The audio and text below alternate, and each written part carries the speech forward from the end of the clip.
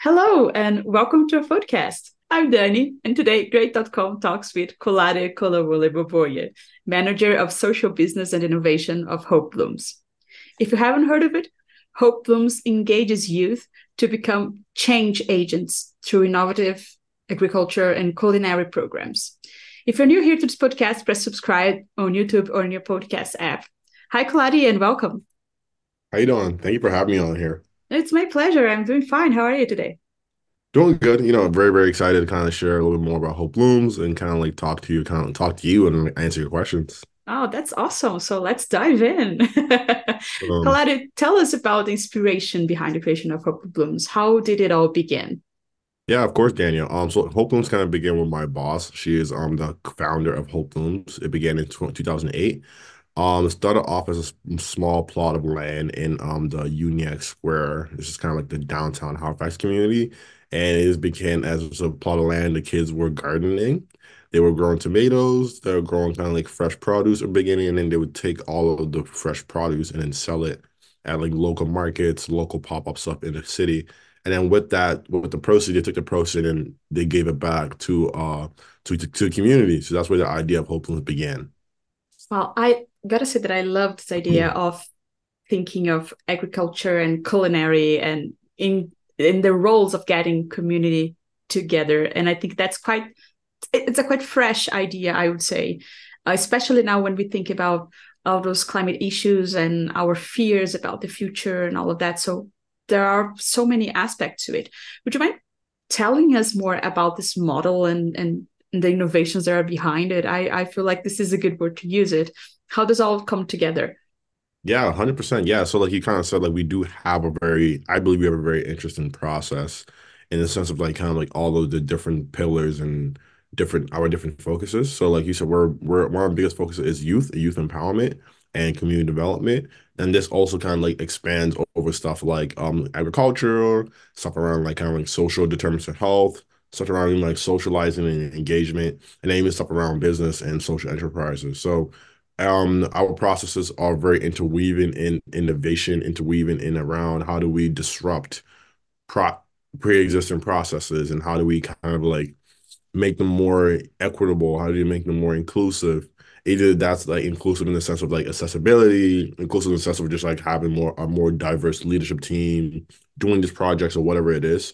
So like at Hope Blooms, we're very, very big. We start early with the youth. We start when like they're like ages 7, 8, and 9, and work with them until like they're like 23, 24, and kind of like continuously like you always check in, continuously kind of like be support for them, almost kind of creating a support network and support web for them. So that's kind of like how our initial process works, but then that process is broken down into more deeper stuff. Like we have a lot of program development with the youth. We have a lot of like social enterprise development with the youth. Like we have social enterprises within Hope Blooms. We actually have five, my bad. The fresh up dressing, the hot cocoa, the possibility, Oh My Jewels, which is a new one, and then our Empowered Women Blossom, which is our seniors, and they make kind of like greeting cards with like our Afrocentric greeting cards. So each enterprise has a different call to action. The Fresh Up Dressings call to action is that the proceeds go back to scholarships. The Hot Cocoa call to action is that the proceeds go back to community development. And the possibilities, the call to action is that the proceeds go back to kind of like food programs, like agriculture stuff. And then empowerment blossom, the proceeds also kind of like similarly go back to food programs and community development. And it's kind of like just finding ways to disrupt our community and just make it better for just not us, but everyone in it. Well, I loved it. I love the fact that one, you're already bringing us specific examples. I want to know more Yeah. about them. But also, I love to hear this age that you like work on because it's early and Yeah, it goes all the way through their, young adults. And I exactly. think this really like shapes, creates this change that it's forever, I believe. Something that you Yeah. learn at this young age, you cannot just forget when you're older, right? So it's really, really beautiful, really interesting. No, facts, 100%. Like you said it too, is like, and that's one thing we notice working with youth early on is I guess like they're easily more able, they're more willing to try new things. They don't like the science says it, like their neuron pathways are not as strong, not as developed, and like as like I guess like those pathways are not as they're not as like there as like you go when you get older as an adult. So it's easy to kind of really teach them new things. It's really easy to kind of get them to be think outside the box or thinking new ways, new processes. Well, amazing. And also you bring like this idea, I believe, and this is me just presuming something, but it's also about like urban agriculture as well, which Yeah. is something that we don't always talk about. But I feel like for the younger generations, this is what's gonna be maybe like you can have your own like your own place to plant food, plant your greens, plant things for yourself. So this is brilliant. And in that, let's talk more about the community programs that you have, because you mentioned some of them, but there are Yeah. other things going on. What are the other highlights that you would would, Yeah, would we have a share with lot of us? yeah. It'd be hard to keep up sometimes with the stuff we have going on. So all the kind of programs is they're all in different kind of like focuses, like I said before. So we have one for the agriculture. We have something called gardening program where the youth kind of get involved like firsthand to get a at the start of the growing season, like May, they're in the garden, they're like planting stuff, they're planting seeds or weeding, the harvesting, they're doing everything it takes to kind of like grow plants and grow produce, which is kind of awesome for them. And then on top of that, in our program we have like summer camps as well. The summer camps fall into two categories, one for culinary and one for business. Each camp is very hands-on, very engaging. Watch my bad. We have three summer camps. We have also culinary, business, and music summer camp. Music is relatively new, like the last 2 years. So that's more of a new one. Kids wanted to do that, so we offered that for them. And then kind of like going back to what you were saying is that with the food programs, they're all free. We don't really take payment, there's not really any like we don't ask for nothing in return. It's usually all kind of free for community. Like we have like a community supper once a month or once every bi-monthly. So that's really just like fresh hot meal for community members welcome to come sit down. All of our programs, food's involved in it. Like after school program, we have food involved. The culinary programs, food involved, and just overall, just within the ethos of Hope Blooms, food is very a big thing. I think this is really beautiful, and there's also this educational aspect behind it, right? Because it's not just about feeding or planting, but also getting involved with this youth, right, and teaching them other things. Do you have a take on this, like as a mentorships or tutoring programs as well? Yeah, we're very big on mentorships. Like we're big on the each one teach one kind of philosophy, where like it's not really hierarchy, it's more of like a ecosystem style. That's how Hope Blooms run. So like stuff that I learn, I always like pass to the youth, vice versa. See, like our management team, admin team is very, very big on just like kind of passing that knowledge and passing those processes down. But with the youth, like it's really nice to kind of like have I guess like open space where it's not really you're not being judged for what you don't know. So it's like kind of like, and that's what we really try to like nurture that within the Hope Room so the kids feel comfortable and even that's comfortable able to ask questions on stuff we're doing or questions in just life or just ask questions because they're curious. So it's like really, really important. That trickles down to us, I believe. So like that's why we're very big on mentorship. Even with the we have alumni, the kids who go to post secondary, they always do like a few hours yearly to kind of talk to the younger youth who are coming up. So there's always a constant connection between like just people who are leaving and people who kind of coming in. That's amazing. I love when there is the cycle, right? Yeah. You actually get to see the change in action. It's really beautiful. And stay on that topic of education. I think one of the programs that I saw in my research, and by the way, I'm just going to make a quick pause and tell everybody to check the website, which is hopeblooms.ca. You can find it on the description of the episode as well, but go there. One of the programs that I got a bit curious about was the Green Labs, Yeah. right? Tell us more about it. What is it about? So the Green Lab is actually also a new program. It's for our younger youth. It's for the youth kind of like ages 7 to 9. So they're relatively young, relatively so very super curious and kind of like just wanted to try everything. So we created a climate stewardship program for them so they can kind of start early because we really believe like climate change is something that's going to affect all of us. So it's like why don't we start early with like literally great like sevens and 9-year olds get them involved, get them exposed to all this kind of stuff early. So that's what that is. It's like they learn about like wind, learn about solar, and learn about all the different types of like new kind of like innovative ways around climate and new innovative solutions people are coming up with. I love that. I think it's awesome. I wish I could be part Yeah, of I know, it right? We all say that actually. because like the little kids, the lady having the blast doing it. Yeah, right, absolutely. And Yeah, I keep thinking, oh my God, if I had this one when I was a kid, that would be awesome. I know, right? It'd be like a Yeah. better And time to do it. Yeah, and that I gotta go back to one thing that you said, I think, second my second question here, that you talked about the disruption, right? And if yeah. you don't mind just going back there, could you tell us more about it? Like, what is, because I think I understand it in a way, but I would like to have all the listeners on the same page with us. What do you mean when you say that you want to take a look on the social enterprise in a disruptive way, on or take on the communities in a disruptive way? What does that mean, really? Yeah, so what we kind of mean by taking on disruptive work, to answer the first part for social enterprises, and what we mean is by kind of like just how we do businesses, how we just serve our customers, communities, and just like ourselves as organizations. I know the trend for it is called ESG, I would say, environment, social governance. I'm just a strong believer that's what social entrepreneurship. It's always just having that.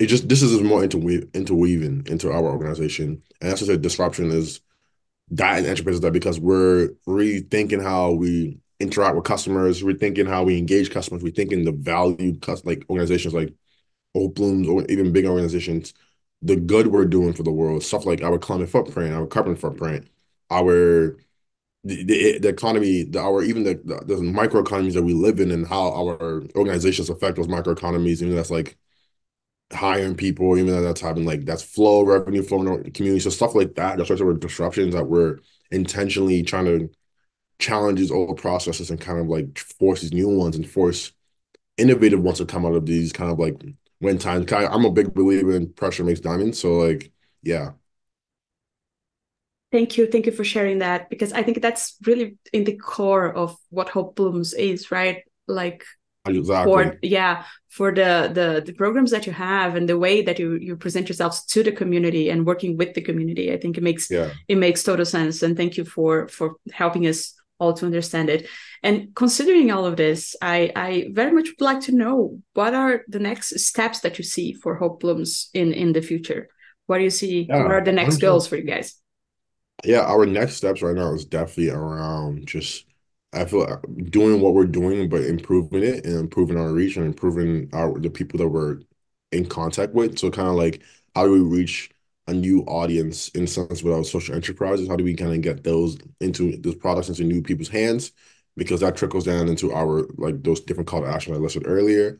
For our programming is like how do we kind of offer more engaging program? How do we kind of like because honestly, think about it, we're kind of competing with a lot of attention span stuff, like attention consuming stuff, I would say, like stuff like TikTok, social media. So it's like, how do we make education relevant again for kids who want to sit on the phone and become social media influencers, but in like a holistic way? So that's another kind of way for us to our programming. So that's like either like the agriculture sense, either it's like the mentorship, either all those different pillars I listed earlier. And then all around just kind of like not expansion, but kind of like scaling up. It's like how do we kind of scale our offering? And then how do we possibly, I think I would love to see is how do we take our processes and ideas that we have right in our work and then share with other organizations to make it more widespread. Oh, I think that would be quite interesting to see, actually, this, this integration, this exchange of ideas. It's always so helpful, so interesting. 100%.